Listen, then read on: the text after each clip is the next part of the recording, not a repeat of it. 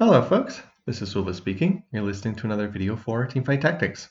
This video is taken from the public beta environment, and by the way, look at all these chibi little legends that people have bought with the infinite riot points that you get on the PBE server. But what we're going to be looking at in this game is we're going to be looking at an Anima Squad team composition, and specifically a team that plays into two Recon units, only one of which actually has the Anima Squad trait, but which combine together really well. So the Recon duo that fits together with an Anima Squad team. At the start of this game, I was trying to take a belt off the initial starting carousel. I didn't end up getting that belt, unfortunately. There was someone else who was going for it, so I have to fall back on the cloak instead.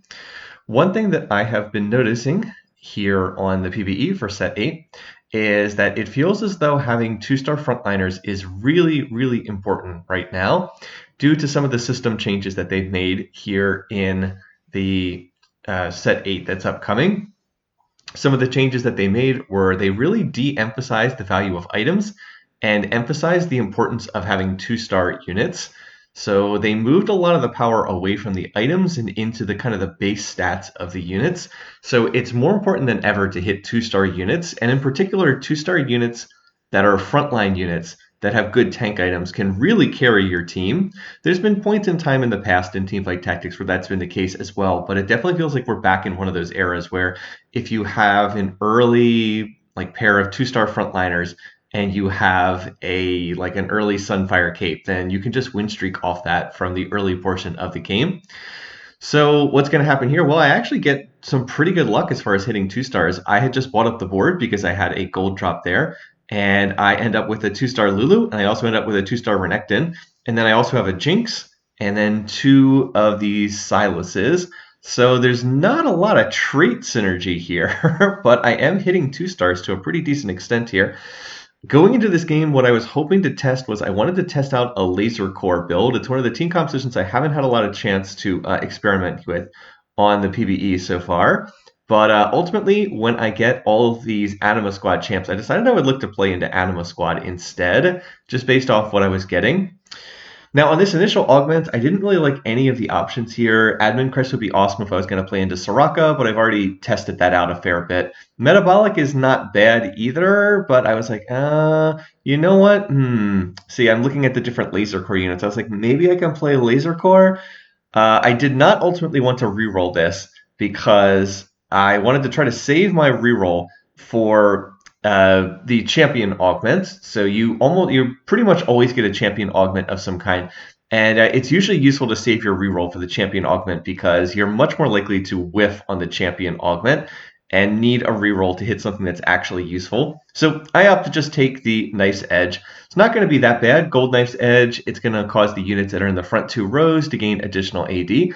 And I was actually able to hit the 2-star Silas as well. So again, I have no traits in play whatsoever, but a 2-star Renekton with a Gargoyle Stoneplate, along with a 2-star Silas, and then a 2-star Lulu in the back lines. This is, not bad. It's certainly for the start of the game, it's pretty solid. So I am going to do my best to try to just win rounds off of having a bunch of 2-star units, random nonsense, as we used to say in our group games, and we'll see what happens. But based on the number of Anima Squad units I end up getting, the game almost held my hand and told me, hey, why don't you look to play into Anima Squad instead of your initial plan of playing into Laser Core. I still want to get a Laser Core video and put it together, but I haven't had that yet. And then look at this. I get the Vayne, or not Vayne.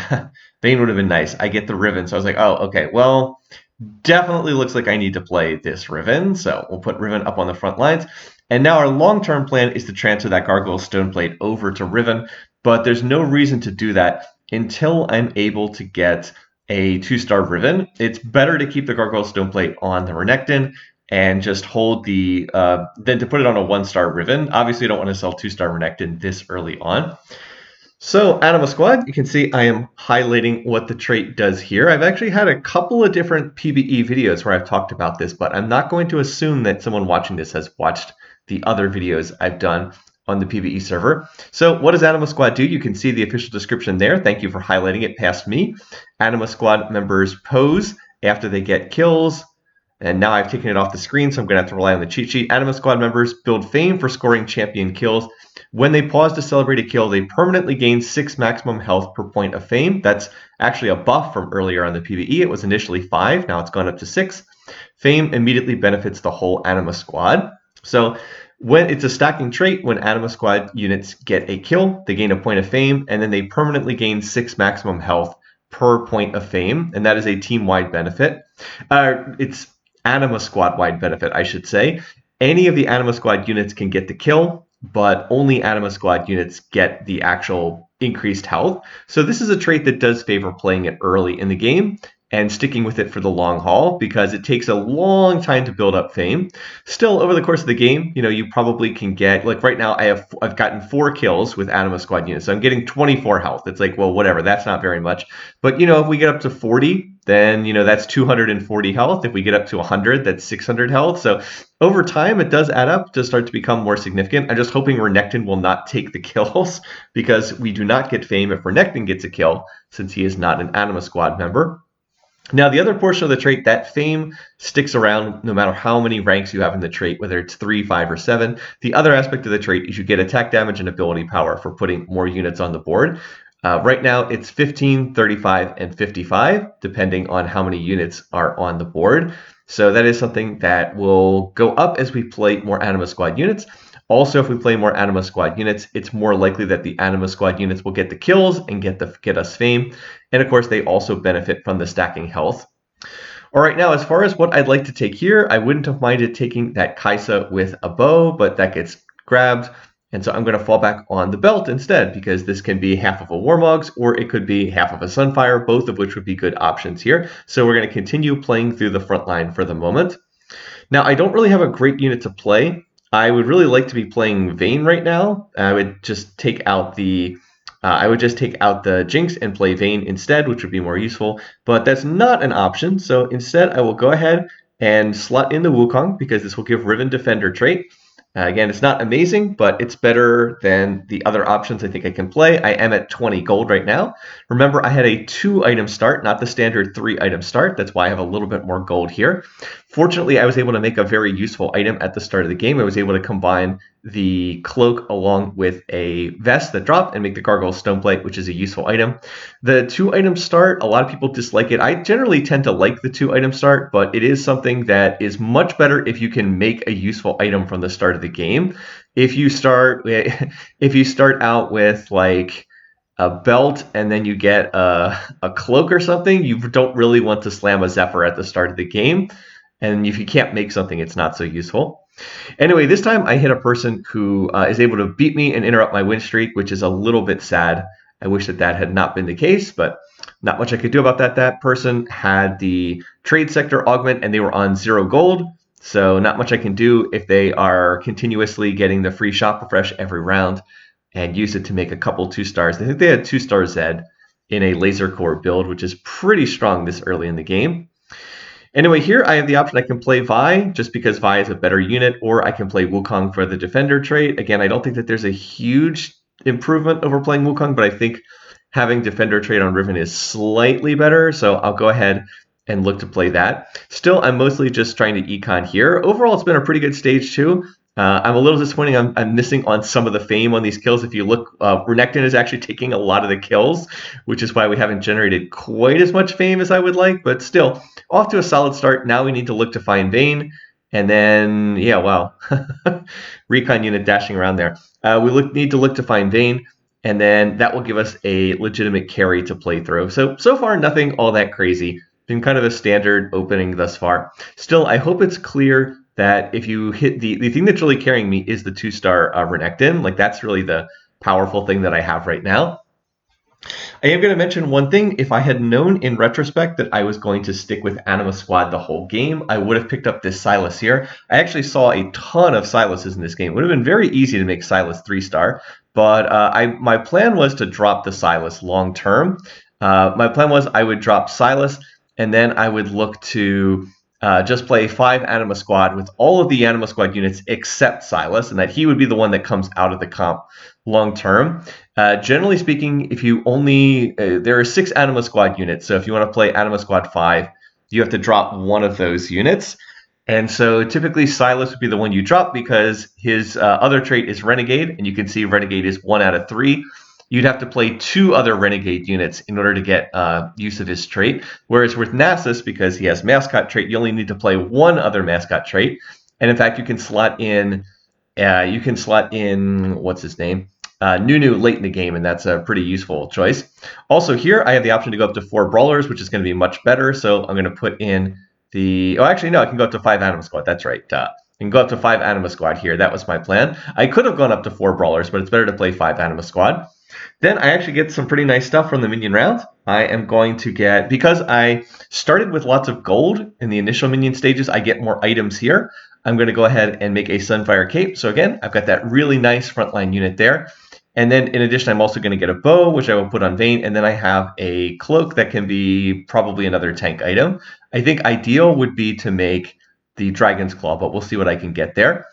Anyway, so I have gone up to Anima Squad 5, and that's going to increase the benefit from Anima Squad. It's going to give more attack damage, and it's going to give more ability power. Of course, that will only go to the units that are actually Anima Squad units, so Renekton is not going to get the benefits, but everybody else on the team is, and this is going to be pretty nice to have.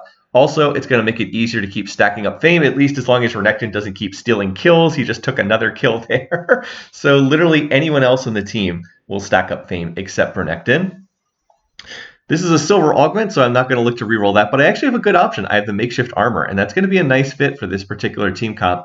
So this means that I can play frontline units that, and they'll be able to make use of makeshift if I don't have any items on them. It's a good fit with Anima Squad because Anima Squad units are going to stack up additional health over the course of the game. That's what the trait does over time. And then they will get, I'm not going to be able to itemize all of them. That's going to mean that the ones that don't have additional items will get the bonus magic resistance and armor. And it's also going to have some synergy with the Knife's Edge because I'm already playing some of those units up on the front lines so that they can get the extra attack damage. Now, I don't think that Knife's Edge is really the right augment here. I would have picked something different if I could because my carry units are not going to be played up on the front lines. I'm going to be playing Vayne and I'm going to be playing Kai'Sa as my carries, and they will not be able to benefit from Knife's Edge because they are not units that go up in the front 2 rows of the board. They need to stay in the back where it's safer. Still, I've been able to find a Kai'Sa in the store. I will look to play this on next level up, and she is going to be a unit that partners with Vayne. So we'll talk more about her when she actually gets on the board. This person is playing through Aurelian Soul. They have not managed to itemize the unit yet. You can see it did quite a bit of damage, but fortunately, my team is able to split the responsibilities of what units are carrying the damage load. And we're going to be able to take down that unit. By the way, another Silas here. That would have been 5 Silases already. But as I said, the plan was for Silas to come off the board long term. And that's why I wasn't really looking to grab these. Okay, we've got a minute here, so let's cover Vayne. Vayne is going to be a very popular unit in this set. She has been maybe a little bit overtuned throughout the PBE. I wouldn't be surprised if her traits get, or her numbers get hit a little bit going forward.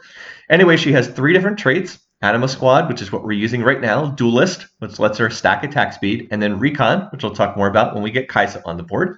Her ability is Silver Bolt, costs 40 mana. Vayne fires a heavy bolt at her target, deals true damage, and it deals a percentage of her attack damage. Right now it's 120% of her attack damage, and then deals a little bit of bonus physical damage as well. So she's a unit that just kind of wants standard like backline items as far as attackers go. By the way, you see us up against this mech player who's on, I believe is on a win streak here. Yeah, this person's on a win streak. They've got a mech Draven and he's just standing in the back corner and we just can't kill that unit who keeps healing off of the Thrill of the Hunt. Even with the Sunfire, it wasn't enough, unfortunately.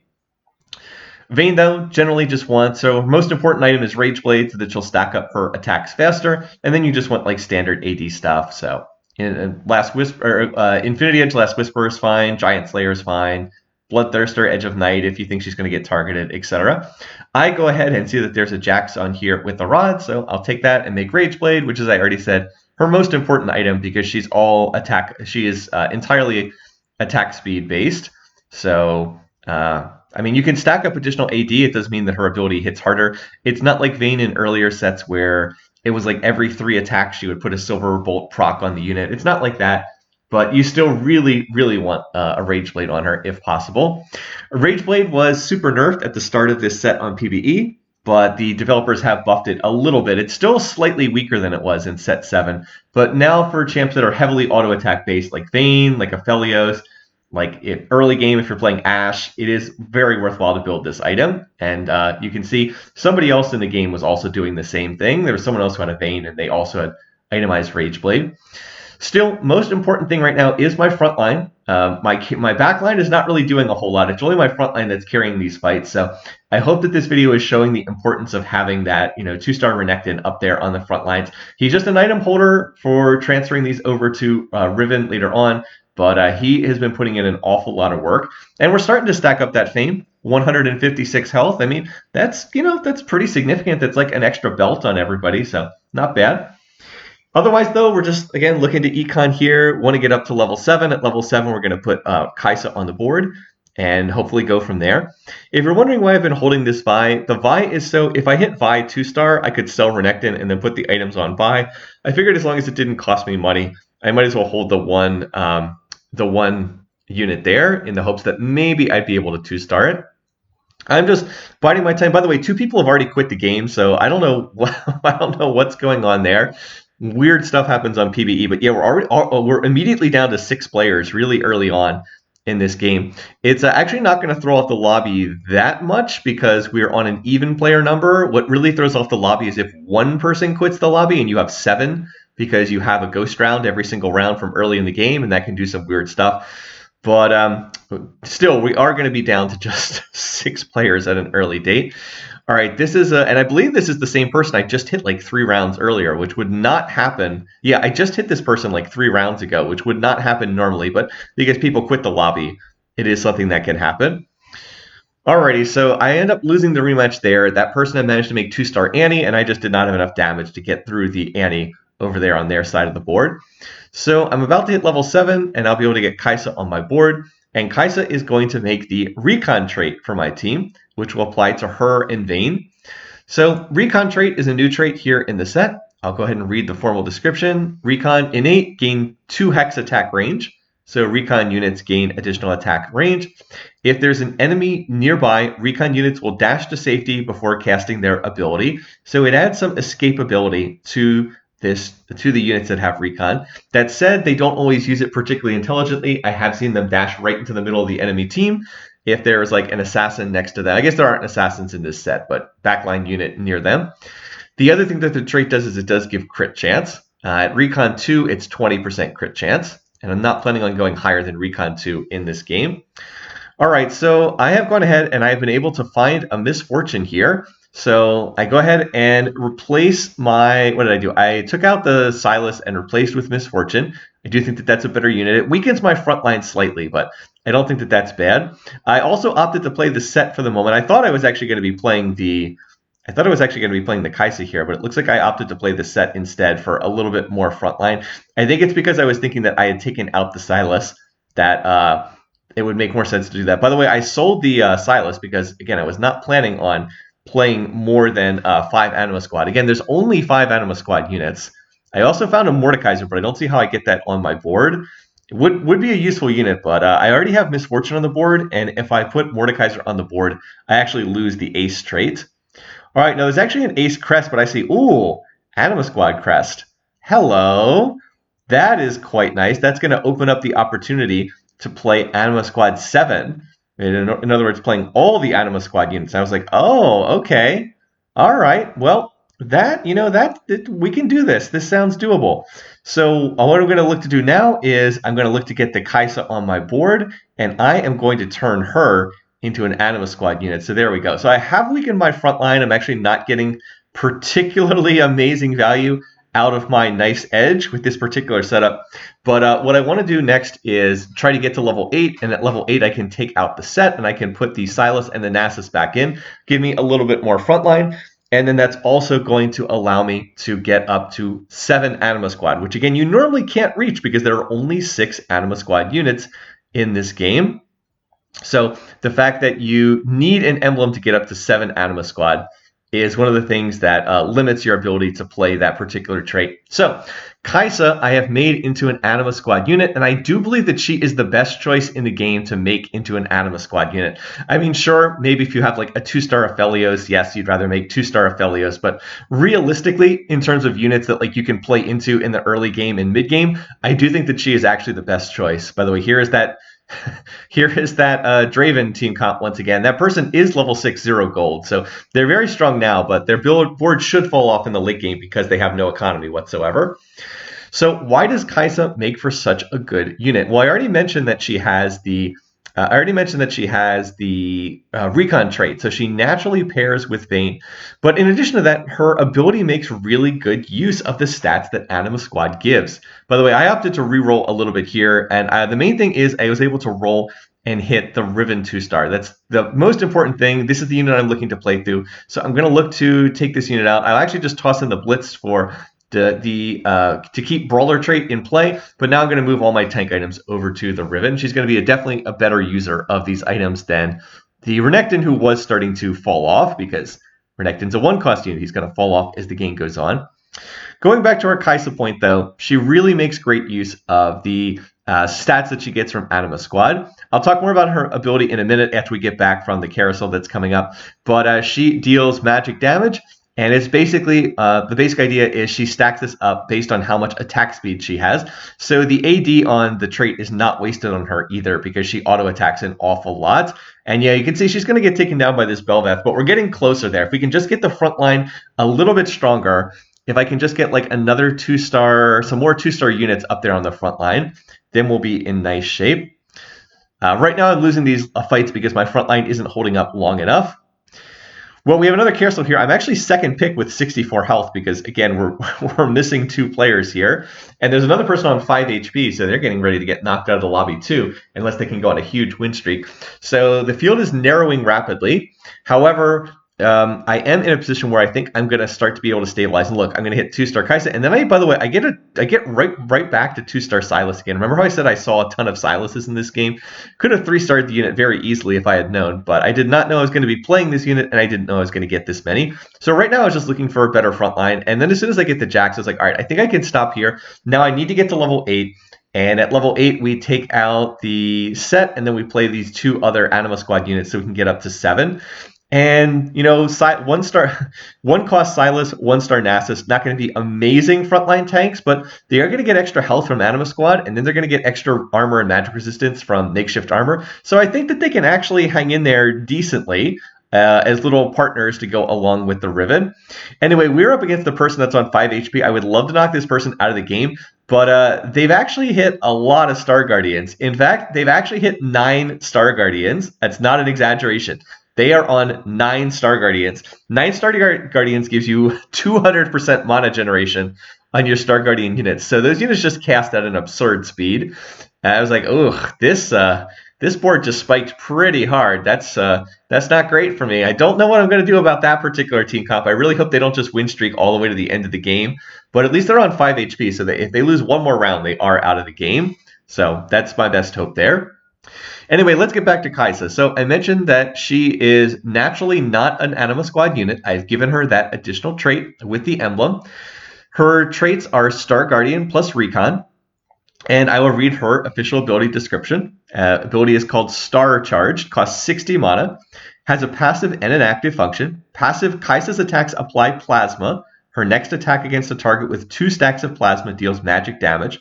The active is Kai'Sa gains attack speed for 10 seconds, and this bonus does stack. So at 2-star right now, the bonus is 60% attack speed. This might get nerfed because Kai'Sa's a little overtuned right now. So basically, she stacks up her mana, and when she uses her ability, she gets 60% attack speed for 10 seconds. That, of course, will then allow her to ult again faster, and then she can stack up again with more attacks. And every time she's attacking, she's applying those little plasma ticks to the enemy board. You can see when she applies it, it's like a big pink-colored projectile gets under them. And so it's basically like every 3rd attack deals additional damage. But you can also put a Runaan's Hurricane on her, and I believe she applies it to more than one target at a time. I'm not 100% sure of that, but I believe that that is how it works. All right, so I am going to look to get to level 8 so that I can, as I said, get up to 7 Anima Squad. That will get us up to, what is it, 55 AD and 55 AP, if I'm remembering this correctly. Yeah, 55% attack damage, 55 ability power. So that's going to be very nice for Vayne. Obviously, Vayne wants the AD. Her true damage both scale off AD. But then it's all really good for Kai'Sa too. As I mentioned, Kai'Sa's going to stack up a ton of attack speed just based on how her ability works. And then in addition to that, she is going to be getting additional ability power from the trait as well. And what do we end up getting here? We end up getting, I'm going to go ahead and pull the anvil, and I'm going to make the Dragon's Claw on Riven, and then, that's a misclick there. Okay, well, the good news is I was planning on selling this set anyway, so okay. All right, we're going to sell the set because we have to put the Silas and the Nasus on the board anyway, so let's go ahead and do that. And now we do have the Anima Squad, and now we'll make the now we'll make the Dragon's Claw there. So Riven actually has really good tank items. So I'm going to roll a little bit here. I'm honestly looking to replace the Jax. I really am looking for Sejuani. That's the unit I most want here. And then I'm actually going to find it. So let's make that replacement. The Sejuani is better here because it gives me Brawler trait. Brawler trait increases the amount of HP that Brawlers get. Now it's only going to apply to 2 units. It's just going to apply to Riven and Sedge. But Brawler trait is plus 20% maximum health. Remember, Riven is getting bonus health via the she's getting the fame from Anima Squad, so she's stacking up more max health as the game goes on.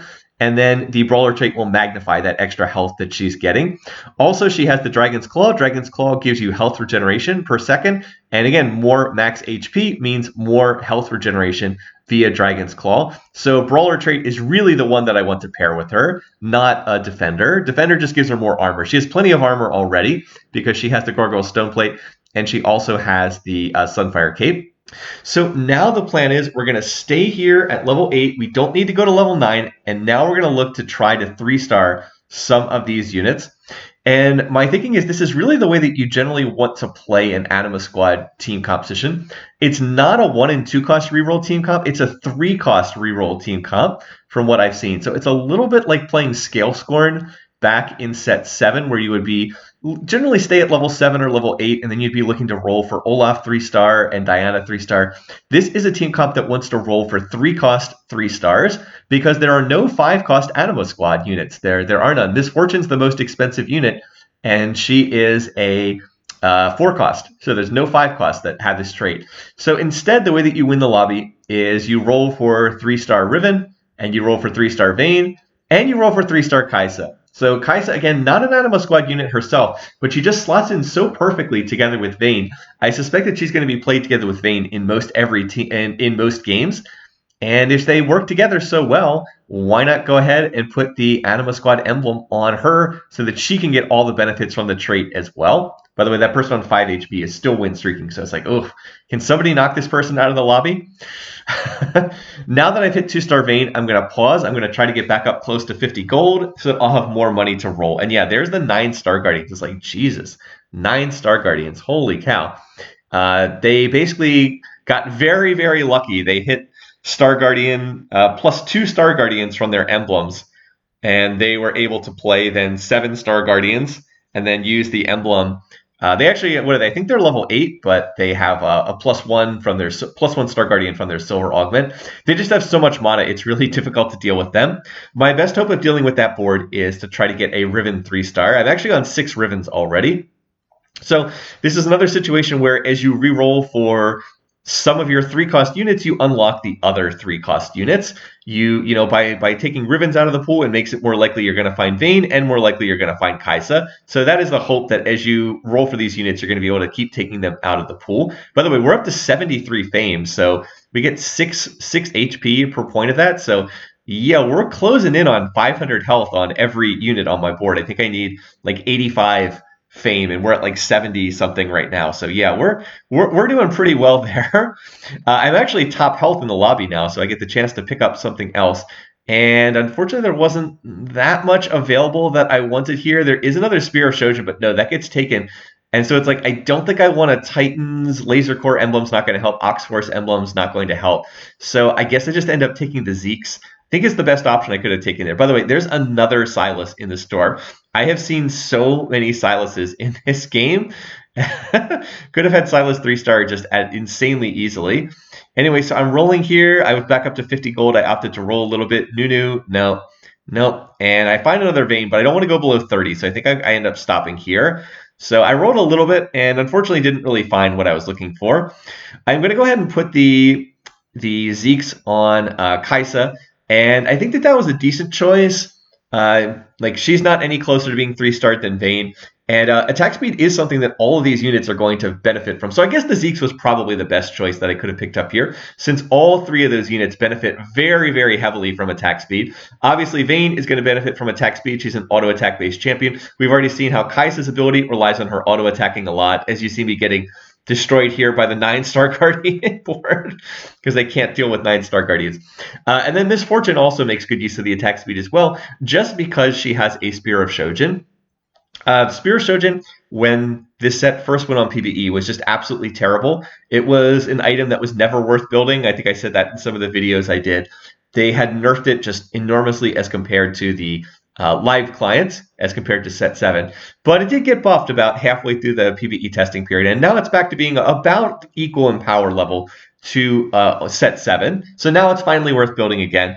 And you can see I put one on Miss Fortune. It makes sense why you would want it on Miss Fortune. She is a unit with high mana cost, so you put this on her so that she'll cast more frequently or cast at all. It takes her forever to cast if she doesn't have a Shojin. And I put it on Kai'Sa as well because remember, Kai'Sa stacks up attack speed so quickly. She actually has really good synergy with the Spear of Shojin, so it's going to allow her to cast more frequently. The way the Spear of Shojin works now is every third attack gives you plus 20 mana. So as she stacks up attack speed, she attacks more often, and then she'll generate the Shojin more often, and then she'll continue stacking up attack speed faster and faster and faster. So now we're up against the person playing Draven. Fortunately, Jinx gets the really key ability there. Jinx gets off her stun, and we end up being able to take that unit down. I think we beat that board the last time we hit them as well. And it's kind of funny. We've been seeing these same boards over and over and over again just because the lobby shrank down to such a small size at a very early date in this game, thanks to those 2 people quitting. So I feel like I've seen the Star Guardians board and the Draven board like 4 or 5 times already because there's just so few other people in the lobby. Well, the good news is I find another Riven. I'm up to 7 Rivens, so I'm getting pretty close. And after this minion round here, I think it's going to be worthwhile just to roll down and try to hit the 3-star Riven. Again, I'm not going to get to level 9 in this game, but if I can hit 3-star Riven, that's actually the most important unit. I actually have multiple damage dealers in the backline. MF deals good damage, Vayne deals good damage, Kai'Sa deals good damage, but I'm relying on Riven to frontline for me. So if I can hit the Riven 3-star, that will really, really put my board in better shape. We're also going to get another Anvil here, so let's see. What are we going to pull here? And I look at these options. I end up taking the Thief's Glove here. I think this is a mistake. I think I should take the Archangel Staff and put it on Miss Fortune. I think that's the best choice that I could have made there. And the reason for this is I'm going to put this on the, by the way, get another Miss Fortune here, but I'm not looking to go for MF. And oh, now we're on 8 Rivens. Can we find one more? Again, we're going to keep taking these 3 costs out of the pool. I'm also finding Miss Fortunes, but I don't realistically think I'm going to hit Miss Fortune 3-star. Just too many units. So I'm going to sell them to free up gold. And come on. Can we find it? Oh, there we go. There's yet another Silas, by the way. I don't know why the game was so in love with Silas. Game really wanted me to play Silas 3-star, but you know, you do not have infinite gold. You have to pick and choose your moments. And it's like, would Silas 3-star really have made a big difference? Probably not. Probably not. So I took the Thief's Glove. I put it on Jinx, but I honestly don't think that that's a good decision. I don't think I really need more items on Jinx. I think that putting an Archangel Staff on Miss Fortune so that her cast hit much harder would have been a better decision. Also would cause her to ult slightly sooner because it would give her another 15 starting mana. So not a bad decision. I don't think that the glove is terrible or anything, but it's okay. And oh, hello, what's this? It looks like the Star Guardian player got knocked out, ironically, to the Star Guardian Little Lux animation. So thank goodness. The one team that I couldn't beat is now out of the lobby. So that has me feeling much better about my situation in this game. By the way, more Silases as I'm rolling here. I was looking to see if I could find the Kai'Sas because I am on 7 Kai'Sas now. But I'll stop at, I thought I stopped at 20 gold. I guess I'm going to roll down to 10 here instead. We're getting closer to the end of the game. And I hit Sedge 2-star. Okay, so that actually helps a fair bit as well. Sejuani is going to be much tankier now. She does get the makeshift armor benefit. And I am going to swap here at the last second because I thought this person was going to Zephyr my Riven. And in fact, they do Zephyr my Riven. They rolled a rolled a Zephyr on their Thief's Glove, so aha, there we go. This is also nice because I believe I get another unit to tank the Leona Solar Beam. Yeah, she uses it on Sejuani and not on the Riven, which is fantastic for me. So remember how Draven was like really strong in the early game? I said I thought he would get outscaled in the late game because that person really just did not have any economy, and that does seem to be what's happening. We do seem to have been able to get past this particular unit. Now, I do have the 3-star Riven, so I did want to take a second here to cover what her ability does, because this is still PBE. Again, Riven has 3 great traits: Anima Squad, Brawler, Defender. I think she's going to be in an awful lot of traits. Her ability is Bunny Blade. Riven gains a health shield for 4 seconds, empowers her next 3 attacks with bonus magic damage. If Riven has more health than her target, she gains 100% more bonus magic damage. So she's basically a tank, but she actually has some damage to go along with it as well. So if she has more health than her target, she deals more magic damage. And again, this scales off AP, so she actually does deal a decent amount of damage. At 3-star, the shield is 450 and the damage is 235. So if she gets that amplified, she gets that doubled, which she should right now because she has so much health. She should have more health than her target. She's going to be doing like 500-ish damage when she uses her ability. So that's not bad. So she is kicking in some decent damage on her own.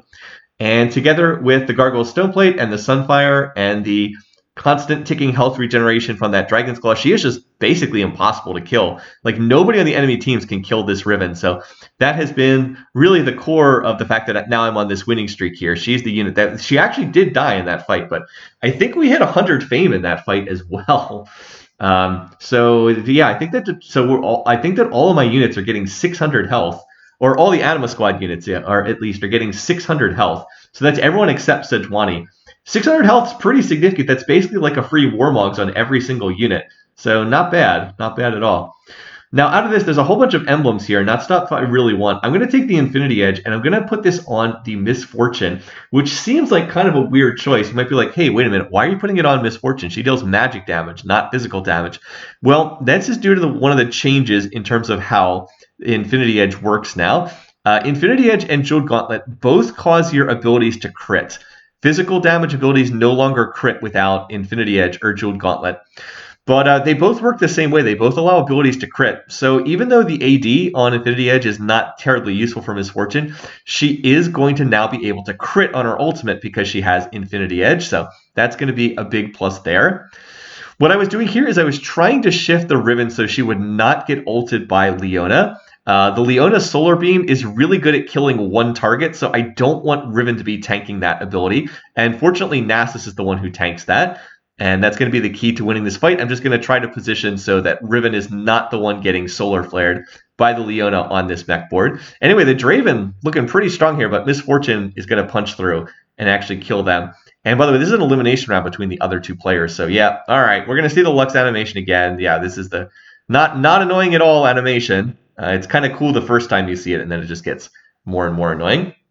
Now, there was one other change I could have made in this game. I could have taken out the Nasus and taken out the Silas and looked to play 5 Anima Squad, and I think that is often the right decision to make. You know, like you can say, these are both 1-cost units. Why not just play like better units and go down to 5 Anima Squad? Well, there was a case to be made to do that, but I actually think it was the right decision to keep them in, and that's for a couple of reasons.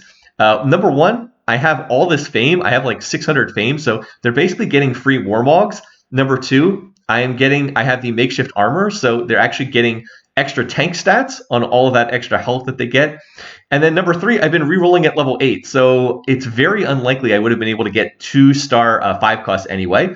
So it's much better to play these units, I think, as 1-star units than to look to play, or as 2-star units than look to play like 1-star, I don't know, like 1-star Mordekaiser or something. So I actually think this was probably the right decision.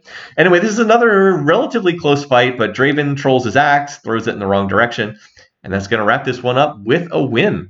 So I'm going to take a first place in this one, and I really loved how this team came together. So it was a fun game. I love the stacking fame with Anima Squad. I think we're at like 116 fame at the end, so everyone was getting like 700 health, which literally is a Warmogs. This item now gives 700 health. So put a Warmogs on everybody. Give us makeshift armor value.